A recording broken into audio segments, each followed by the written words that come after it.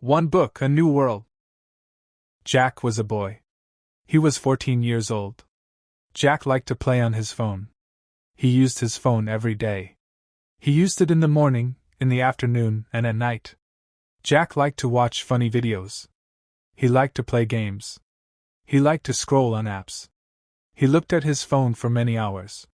He did not talk to his mom or dad. He did not play with his friends. He just looked at his phone. At school, Jack was not doing well. His teacher told him, "Jack, you must study more." But Jack did not listen.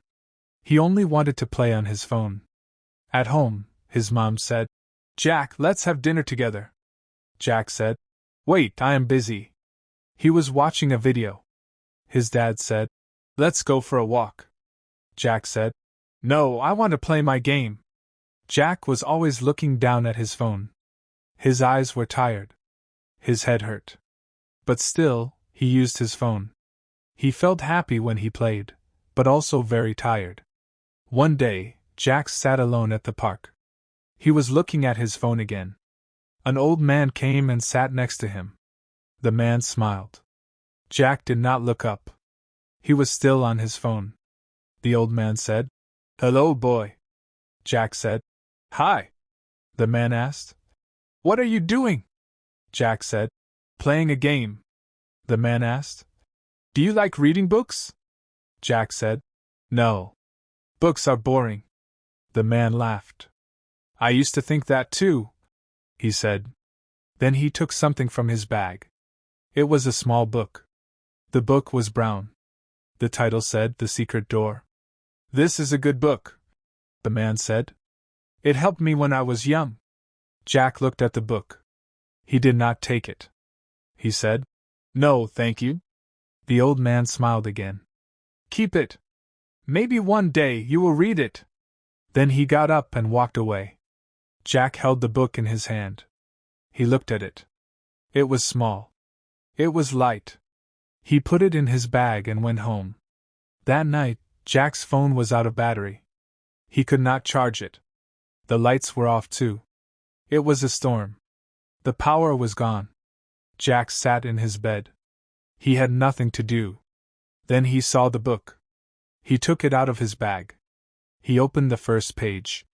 The words were big and easy. He read one page. Then he read another. Then another. The book was about a boy who found a magic door. The door went to a new world. There were dragons and castles and treasure. Jack forgot about his phone. He was in the story. He felt like the boy in the book. He read for 1 hour. Then the power came back. His phone turned on. But Jack did not look at it. He kept reading. The next day, Jack went to school. He was tired but happy. He told his friend, "I read a book last night." His friend said, "Really?" Jack said, "Yes. It was fun." After school, Jack went to the library. He looked for more books. He found a book about space. He found a book about animals. He wanted to learn more. Each day, Jack read a little more. He still used his phone, but not all day. He talked to his mom and dad. He laughed with his friends. He felt better. He felt free. Jack was still the same boy, but something changed. He now had a new world in his mind. A world of stories. A world of ideas. All because of one book. Jack now read every day. After school, he went home, ate a snack, and read a book. He found many books in the library. He read books about animals, space, magic, and funny stories too. One day, Jack's teacher saw him with a book. "Jack, are you reading?" she asked. Jack smiled and said, "Yes. I like books now." The teacher was happy. "That's wonderful," she said. Jack's grades got better. He started to write better. He answered questions in class.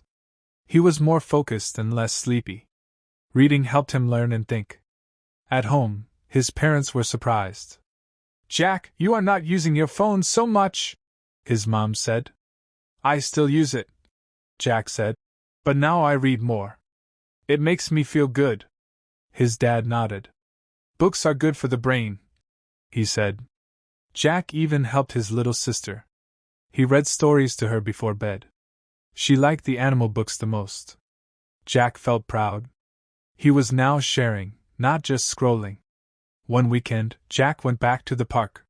He sat on the same bench where he met the old man. He waited and looked around. After a while, the old man came. "Hello again," the man said. Jack stood up and smiled. "Thank you for the book," he said. "It changed me." The man smiled wide. "That makes me very happy." Jack gave the book back. The man said, "Keep it. Maybe one day you can give it to someone else." Jack nodded. He felt thankful. He looked at the sky. It was blue. He felt calm. He did not miss his phone. He had found something better. He found books. He found peace. He found a new part of himself.